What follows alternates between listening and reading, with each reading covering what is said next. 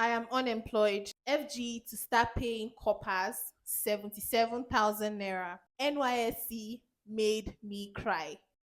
All this and more I will discuss, so stick around. As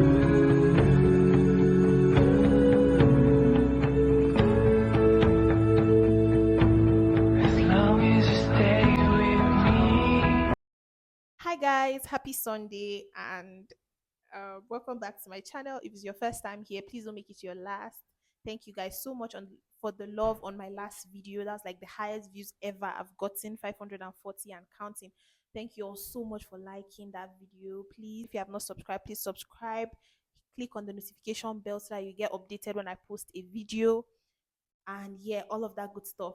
So I unknowingly started a series like NYC Journey series. I didn't even know I was going to make it a series until the last video, and I was like, okay, let me just round up this series with like a breakdown of my NYC journey and just caption it NYC made me cry, and then I'll tell you how NYC made me cry. But let me start from the beginning. I'll try my best not to make this boring and too long.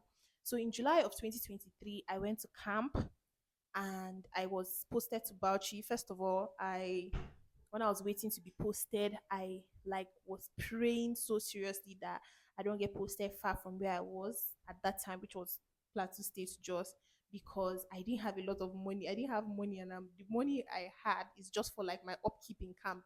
So I was just earnestly hoping, and I prayed that I'll get posted close. But I initially wanted to stay to post it to Abuja, and I tried to work on it, but I got disappointed. So I said, okay, wherever they post me to, I'll go, and then I'll just spend camp time there. Then I'll redeploy to Abuja. So it came, and I got posted to Bauchi. I was happy because at least it's Bauchi and it's not far from where I was.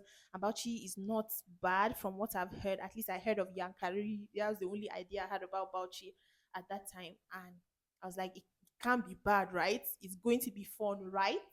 Wrong. So I packed my bags and I went to Bauchi and I did my registration camp. Everything, first week of camp, I felt sick. The weather was too harsh. And then to cut the long story short, I was sick for like 2 weeks. I had only one free week, like plus and minus. So I didn't really enjoy camp like that. But at least I was glad that I didn't decamp. I was advised to just decamp and do like give me a free ticket to redeploy to Abuja. But I said, no, let me stay till the end, which was another mistake I kind of made because it made redeploying very difficult for me. So when I was there, I tried so hard to be redeployed to Abuja right from Bauchi camp. It didn't work.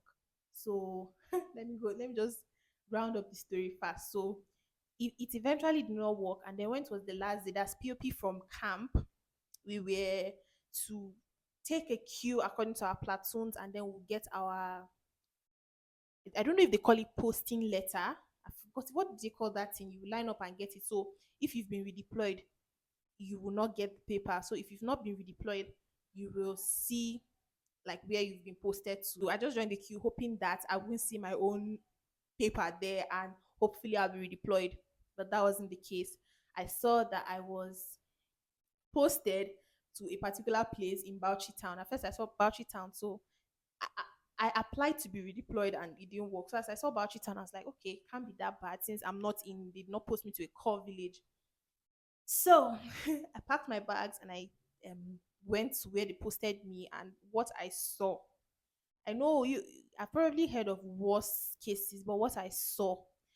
So I just got there and I kept walking. I got a contact. I kept walking. I just saw a school, and then I went there and I saw the principal of the school. And then it was a very uncompleted building, and one uncompleted building and another small house, like a small flat that was damn like that was in dire need of renovation. So as I went there, I spoke to the principal. I was like, I got posted here. I was like, that's good. He was so happy. So I now started asking, okay, redeploy accommodation. What are your plans for accommodation? So he said, we can figure something out, but just you sort yourself out for the meantime. I'm like, how? Who do I know in Bauchi? So he took me like to see it was me and another girl. So he took us to see the classroom, And lo and behold, I was taken to a room that chickens, chickens were there. And he was like, well, this is our classroom, but if you want to stay, meanwhile it's uncompleted, no windows everywhere, no windows, and it's upstairs. So we went there and he showed me this room with chickens, and he was like, I can't. There was one with chicken and there was one with goats. So he took me to the one with goats. It was the one with goats, and he was like, we're just keeping goats here for the meantime, but if you are ready, we can take the goats out and you will stay in. I was like, like something like that has never. I was like, eh? He said, yes, well, this will be your own accommodation. We can take the goats out when you're ready and then just find a small mattress for you. Okay, forget the fact that that is a goat's house. No windows, no, the wall was unplastered.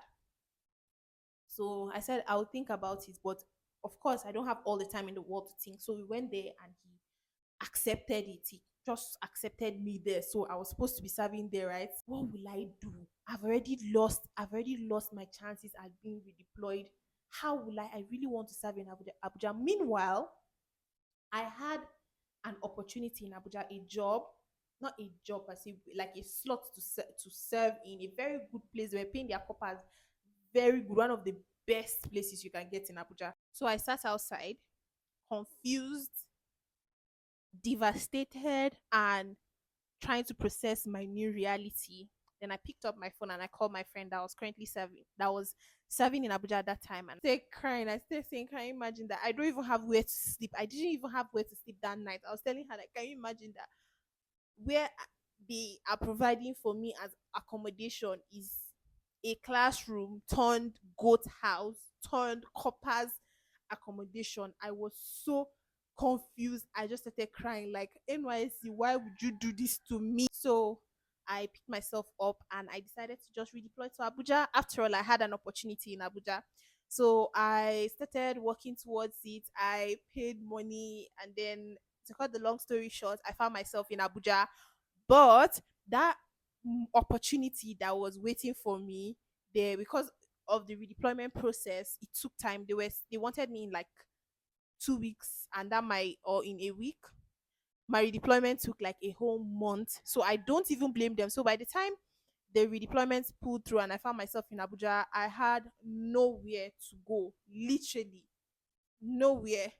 And then how I ended up serving in NDC, which is one of the best places to serve in Abuja, is still like a testimony, honestly. But if I start to talk about it, we're gonna sleep here. But long story short, I'm just so grateful for the people that are in my life, and at that time too, that the people that really helped me, my friends, like, if not, I wouldn't have had a PPA at all. I wouldn't have served. I wouldn't have been working. I would have had any place to stay or to work in Abuja. So I found myself in NDC, which is, I don't really want to talk too much about it, but it was just nothing short of a blessing. And then I finished serving there, and then I'm done serving now, and then now I'm currently unemployed. Yes, so I wanted to do this video like in relation to like my life update, what has been going on, but I'll just save that for a different video. But currently now I am unemployed and I'm trying to bounce back to the reality of not working. It's not easy, it's very difficult, but I just thank God that I'm living with my parents, so I don't have to think about what I'll eat. But guys, I've just been job hunting now. Just yesterday, I was hearing on the news that 30,000 jobs, 30,000 people in Nigeria have lost their jobs. So that's crazy. I'm now in the labor market looking for jobs and trying so hard to be consistent on this space. So at least I'll be doing that for the meantime before I get a good job. So federal governments are going to start paying coppers 77,000 naira. It's sad for me because just a month after I'm passing out, and then they are going to increase the allowance from 33 to 77. Well, it's a general thing, not just allowance, it's minimum wage. But I'm not supposed to take the news joyfully because I served for like one whole year collecting 33,000 in one of the most expensive states in like Nigeria's capital. Shout out to coppers, people that are serving now go enjoy pass, because at least 77,000 will go a long way compared to 33,000. So Yeah, that's the 411. I just hope like I didn't forget anything. But before I end it, if I'm to rate my own personal NYC experience serving in NDC, I served at NDC National Defense College, Nigeria. I'm going to rate it like a 7/10 because of where I served, not because of the general Abuja, because Abuja was ghetto. Yes, I'll rate it 7/10. And if, well, let me know you're watching this video and you want to hear more about maybe my service in Abuja or in National Defense College, please let me know. But for now, this is all I have. This is all I think. I'm done with the series. And thank you all so much for watching. Thank you for subscribing. Thank you guys for all your positive comments. Please like, share, and subscribe. And I'll see you next week Sunday. Bye. Thank you for watching.